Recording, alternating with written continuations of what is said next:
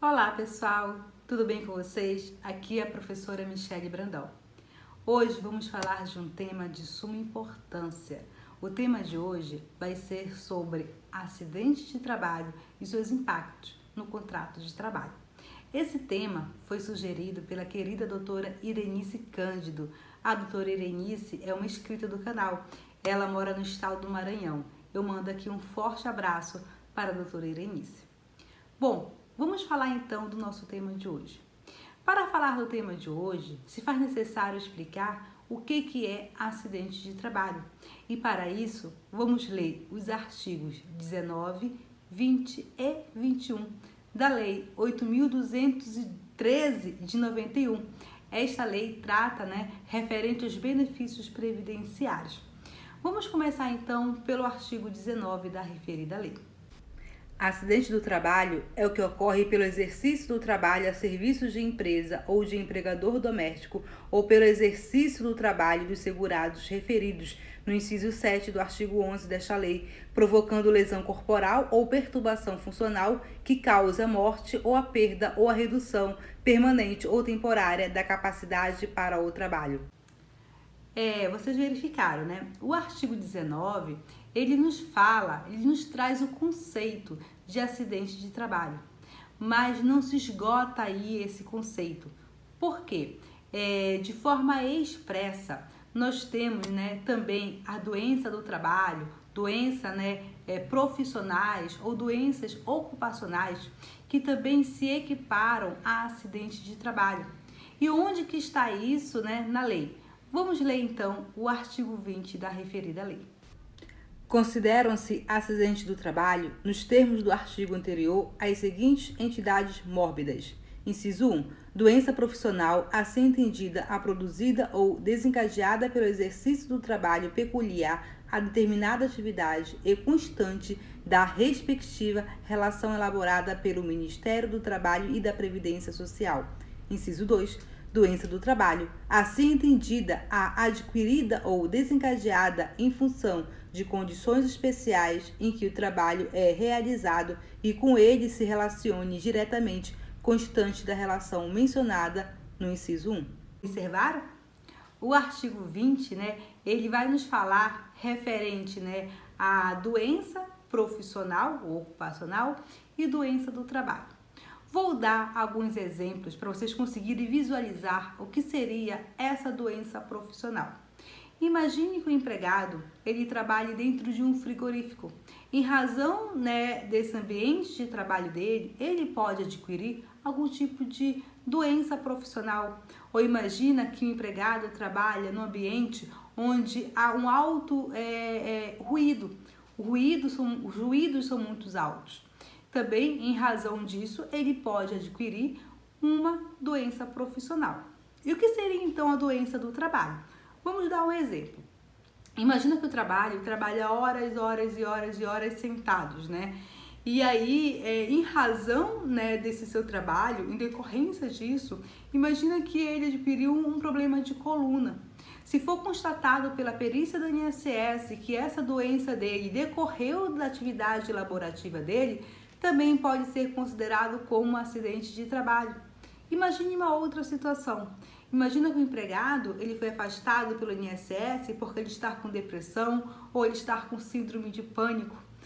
E se for constatado através de perícia que essa doença dele, que essa depressão, que essa síndrome do pânico decorreu de um assédio moral ou de excessiva cobrança do ambiente de trabalho, essa doença poderá ser considerada como doença do trabalho, logo vai ser considerada como acidente de trabalho.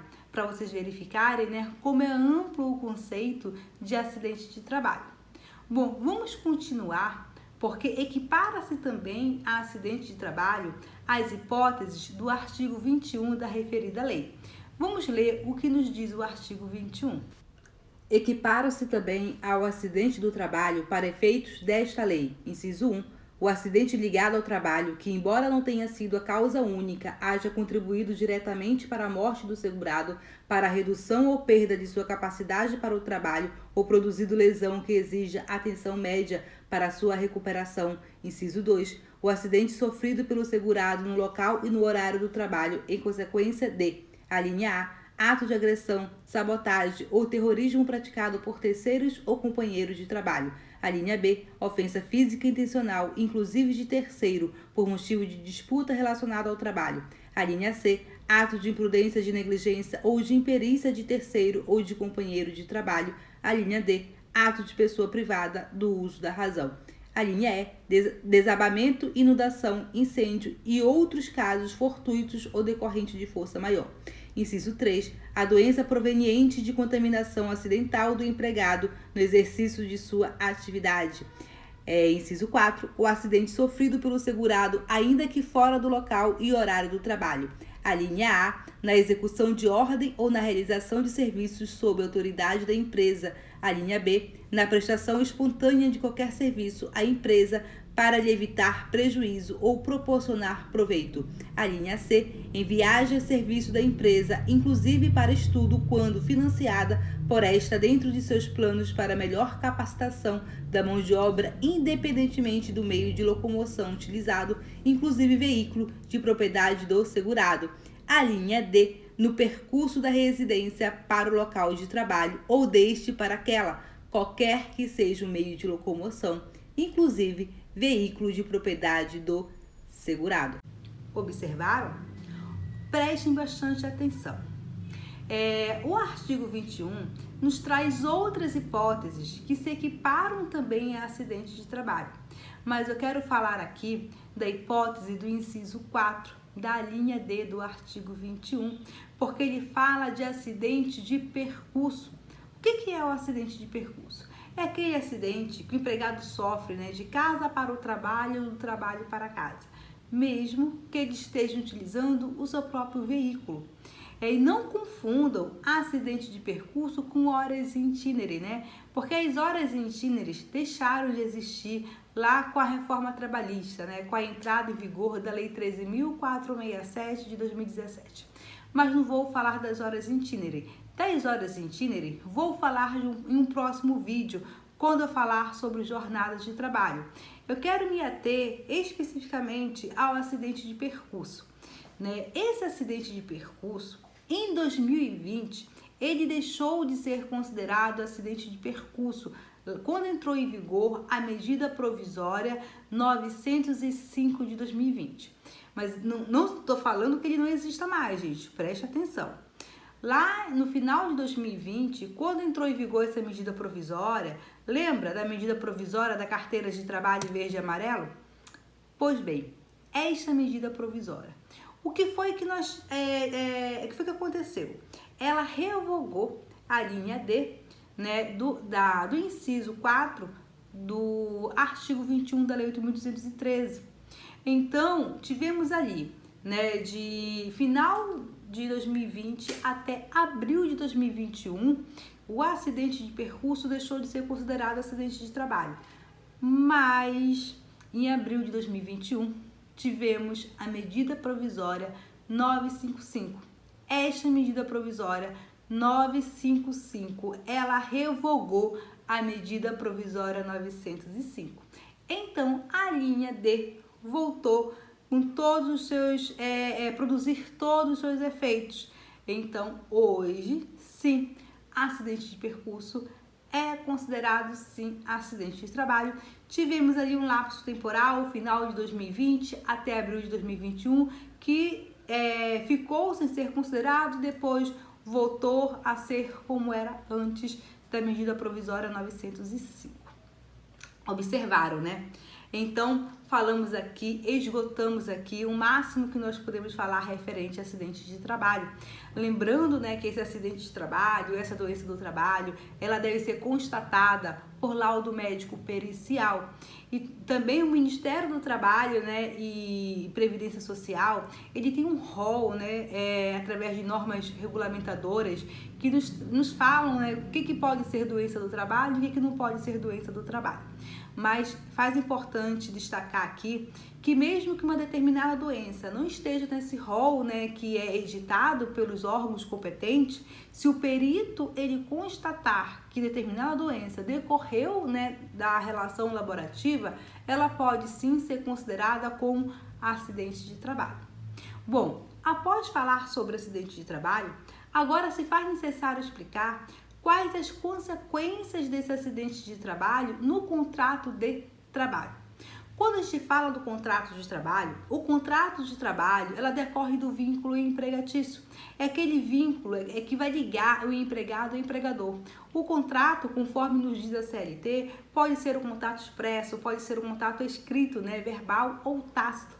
Mas o ideal é que ele seja um contrato escrito, né? Até mesmo porque para que as partes possam comprovar que de fato existe ali uma relação de emprego. Óbvio que existem outras formas de comprovar e falaremos mais adiante, não hoje, mas em outro vídeo também.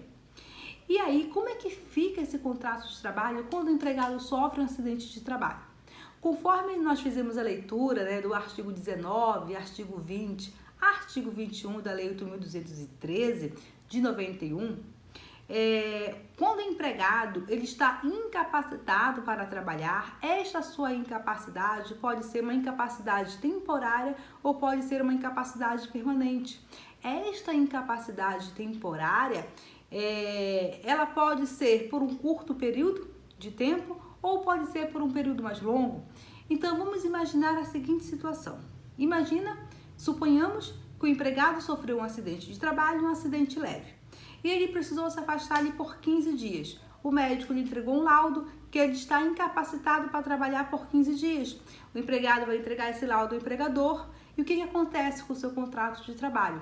Neste momento, o seu contrato de trabalho ficará interrompido pelos 15 dias. O que isso quer dizer? O que é o fenômeno da interrupção? O empregado não trabalha, mas o empregado recebe. E aqui eu vou falar especificamente do seletista, porque esta regra que eu vou falar agora não se aplica ao doméstico. Para o doméstico, eu vou gravar um outro vídeo explicando, ok? Então, vamos falar aqui. O empregado, então, vai se afastar ali por 15 dias. Ele não trabalha, mas ele vai receber. O empregador tem a obrigação de pagar esses 15 dias. É uma obrigação do empregador de pagar esses 15 dias. E aí, e se o empregado ele precisar se afastar por mais de 15 dias, imagina que essa incapacidade temporária dele seja por 20 dias, 30 dias, um mês, 60 dias, 6 meses, 1 ano, 2 anos, enfim, né? Ele está ali, né, temporariamente incapacitado para voltar a trabalhar. Como é que fica o seu contrato de trabalho? Os 15 primeiros dias fica interrompido. Os 15 primeiros dias quem paga é o empregador. A partir do 16º dia, este empregado ele é encaminhado para o INSS. Ele vai passar por uma perícia médica. Constatada a sua incapacidade, constatada que essa incapacidade decorreu através de um acidente de trabalho, no seu conceito mais amplo, né, o empregado ele vai receber o benefício chamado benefício previdenciário acidentário, né, ou um auxílio doença com código, né, do afastamento de acidente de trabalho. E aí o seu contrato de trabalho ficará suspenso a partir do 16º dia. E o que é o fenômeno da suspensão do contrato de trabalho? Suspensão, suspende trabalho, suspende salário. Empregado não trabalha, empregado não recebe. Ah, Michele, mas ele não vai receber o benefício previdenciário? Sim, benefício previdenciário não é salário. Salário quem paga é o empregador, benefício previdenciário quem paga é o INSS. Então, os 15 primeiros dias o contrato fica interrompido. A partir do 16º dia, o contrato fica suspenso. E se faz importante dizer que durante esse afastamento dele, né, essa ausência dele ao trabalho, não pode ser descontado nenhum dia de seu salário. Não pode ser descontado de férias nem 13º. Exceto, né, na hipótese do artigo 133 da CLT, no inciso 4, parágrafo 2º, que nos fala o seguinte, né, se o empregado ele receber auxílio previdenciário por mais de 6 meses, inicia-se então um novo período aquisitivo. Período aquisitivo é o período para contagem, né, daquele tempo que se inicia para contar para ele poder ter o direito de receber as férias. Mas sobre o período aquisitivo e sobre férias, também eu vou falar em um próximo vídeo, porque é muita informação. Mas o que é importante aqui destacar na aula de hoje é que esses dias de afastamento o empregador não pode descontar do salário do seu empregado, porque considera-se como falta justificada. E isso está de forma expressa lá na súmula 42 do TST, súmula 46 do TST, ok?